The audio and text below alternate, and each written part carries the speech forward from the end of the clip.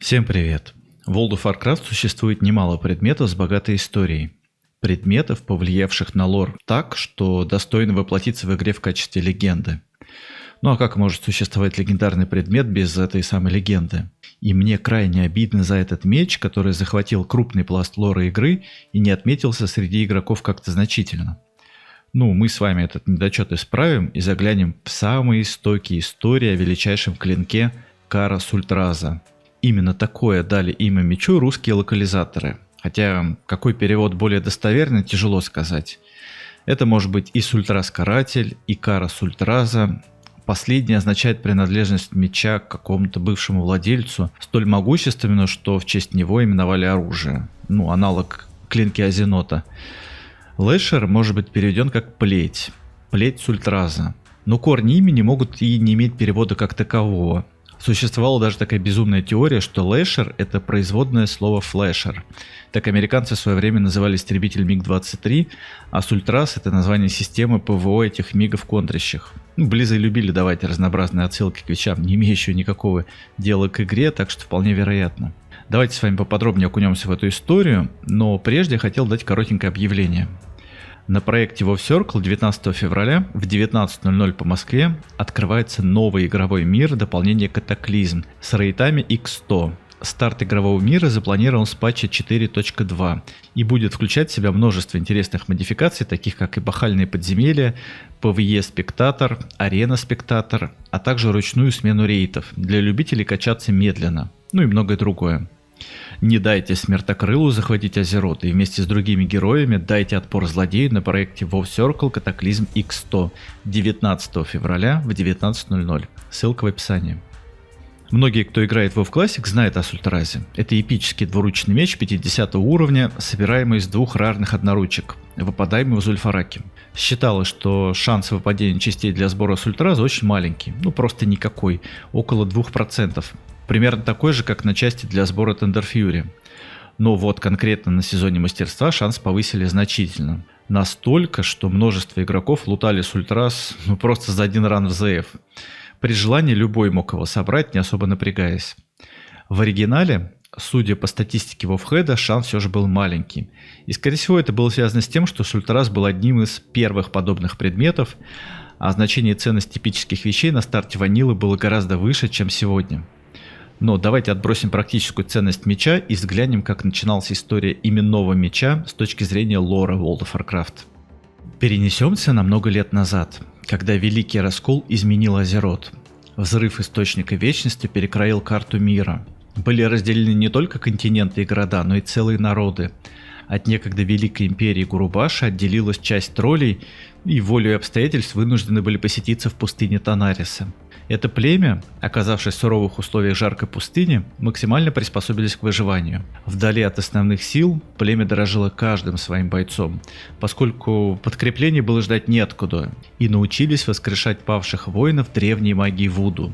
Жители пустыни назвались троллями пустынной бури и относились враждебно ко всем, кто каким-то образом оказывался с ними по соседству.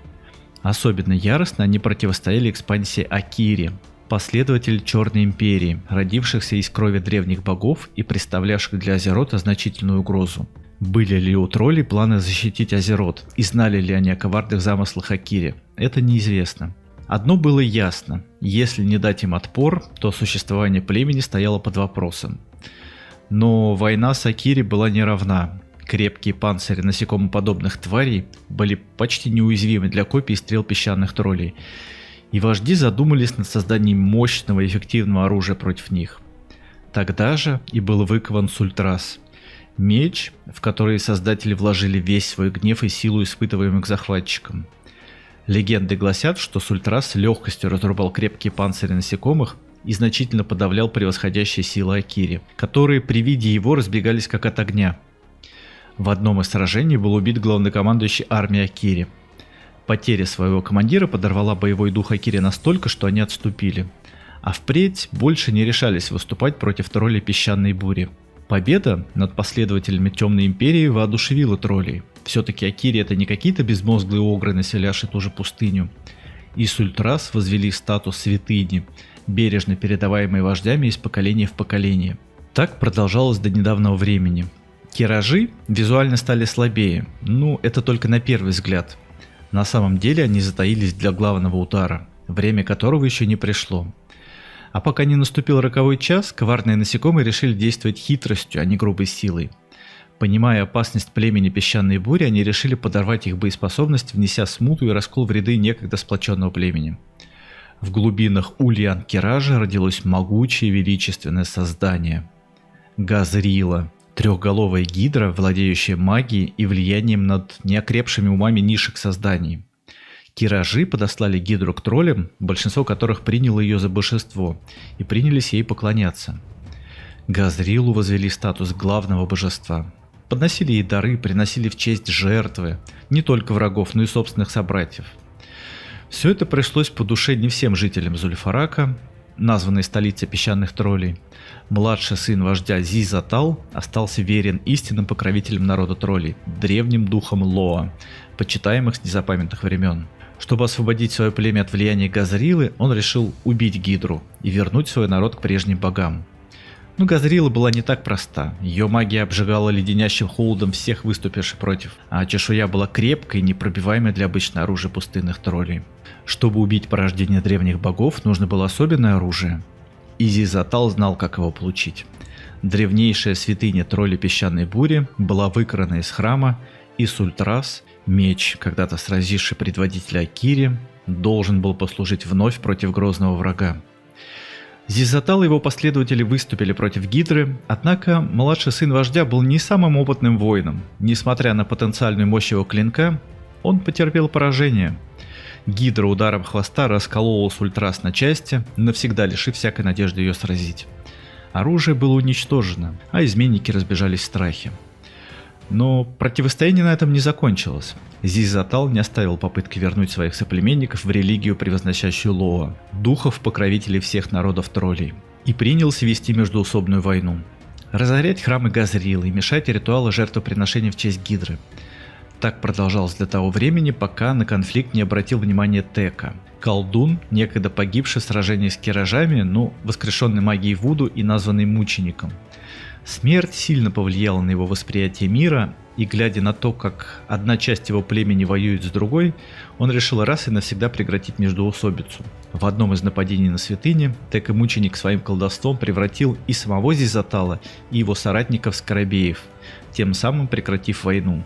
А власть Газрилы навсегда воцарилась в племени песчаной бури. Расколотый меч утратил свои силы. Некогда могучий Сультрас теперь был разделен на части. Восстанавливать его не стали, по всей видимости опасаясь очередного покушения на Газрилу. Но в дань прошлым заслугам легендарного оружия из его частей были выкованы два других клинка. Джангтрас – защитник, и Сангтрас – отражающий. Имена были даны в память о временах, когда сила Сультраса защитила племя от воинственных Акири. Джангтрас остался у вождя песчаной бури Укорза, а Сангтрас был укрыт шаманами племени, чтобы навсегда исключить возможность его воссоединения со своим клинком-собратом. Местонахождение его было неизвестно никому. Те, кто пожелал бы найти и вернуть святыню на борьбы с коварным божеством, теперь безобидно ползали по палящему песку Зульфарака в обличье скоробеев. И никто бы не узнал о существовании меча, если бы не один эльф, в силу профессии забредший в торговый город, принадлежавший картелю Хитрой Шестеренки. Жители Гаджетгана, населяющие пустынное поселение, в стремлении научиться искусственному ремеслу гоблинов, прибывали в город пиратов со всех концов Азерота. И скорее всего у каждого была какая-то история, которую он мог бы рассказать о своей жизни. Была такая история у Трентона Молота Света. Эльф-кузнец принадлежал гильдии ремесленников, именуемых Мифриловым братством, славящихся крафтом великолепных доспехов и оружия. Трентон повидал многое в своей жизни, но самый яркий момент, оставшийся в его памяти, это было сражение эльфов в одном из набегов троллей Зульфарака на его земле. В этом сражении он получил тяжелейшее ранение от вождя племени клинком, в котором он узнал легендарный меч. Кому же, как не оружейнику, знать легенды о знаменитых клинках Азерота? Поэтому он без сомнения познал клинок как кару Сультраза. Рассказывая про полученный шрам в бою, он с сожалением упоминает, что Сультрас утерян, но однажды найдется герой, который рискнет отправиться в столицу песчаных троллей Зульфарак и отыщет его. Говоря о статусе меча, возможно, Blizzard могли бы сделать Ультрас легендаркой. Скорее всего, история меча зародилась тогда, когда не были созданы более высокоуровневые локации. Если мы знаем, на альфе открытие контента было постепенным. Вместе с новыми локациями игрокам повышался и максимальный кап уровня. И, вероятно, на момент, когда Танарис был топовой локацией, Ультрас был самым сильным оружием в игре. Ну, это, так сказать, мои предположения. На эту мысль меня натолкнуло невписываемое по сложности задание на получение молота Зульфарака. Я часто ругал Близов за несовершенный геймдизайн, недоумевал, почему возможность комфортного получения молота становится ближе к 50 уровню, тогда как Зульфарак доступен для прохождения с 43-44. Возможно, получение Сультраза и убийство Газрилы было связано между собой квестовой линией. Но в силу неведомых обстоятельств цепочка квестов была удалена, а из всех возможных отсылок остался какой-то левый квест на чешую Гидры для получения моркови. Как я уже говорил, эпики на заре Варкрафта были нереально ценными. Даже имея фиолетовую двуручку 50 уровня, вполне можно было считать, что это предмет хороший показатель. Практически каждое подземелье имело статус рейдового, в том числе и Зульфарак.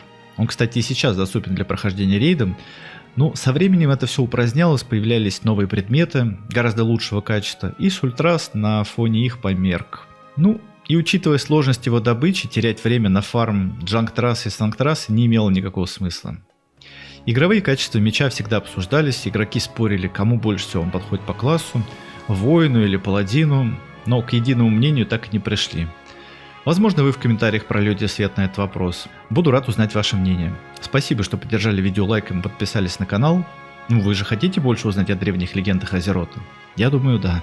Для того, чтобы их не пропустить, конечно, надо подписаться. Всем удачи!